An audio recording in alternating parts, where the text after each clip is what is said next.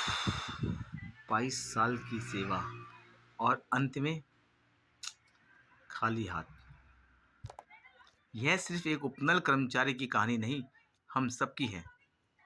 कल एक उपनल कर्मचारी 22 साल की निष्ठावान सेवा के बाद खाली हाथ सेवानिवृत्त होगा। ना किसी प्रकार की सुरक्षा, ना भविष्य का भरोसा, सिर्फ एक कागज और टूटे हुए सपने।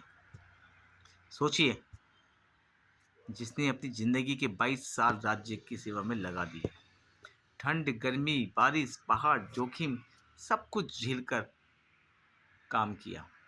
वह कर्मचारी आज इस व्यवस्था से सबसे असुरक्षित है। लेकिन सबसे ज्यादा दर्द किस बात की है? सरकार की बेरुखी से भी ज्यादा उन बेरोजगार संघ नेताओं के आरोपों का, जो उपनल कर्मचारियों के नियमितीकरण पर सवाल खड़े कर रहे हैं। कितनी अजीब विडंबना है।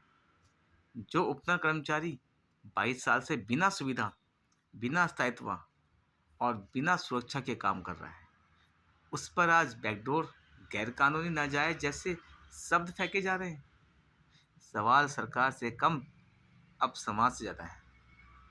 क्या 22 साल लगातार कार्य करने के बाद भी कोई कर्मचारी संदिग्ध कहलाने के लायक है?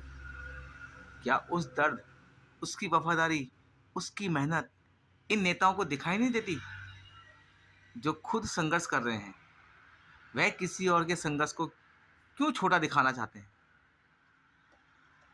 सच तो यह है, उपनल कर्मचारियों का संघर्ष किसी की सीट छीनने का नहीं, बल्कि अपने बच्चों की भविष्य, अपने बुजुर्ग माता पिता की दवा, अपनी बची हुई जिंदगी की सुरक्षा का संघर्ष है।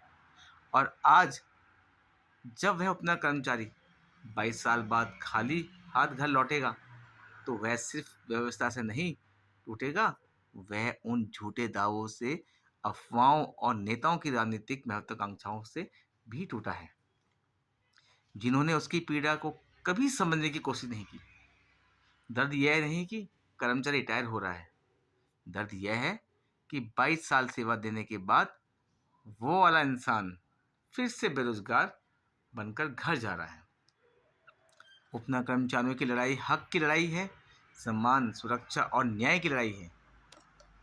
और कोई नेता, कोई भी आरोप, कोई भी अफवाह छोटा नहीं कर सकती। नमस्कार।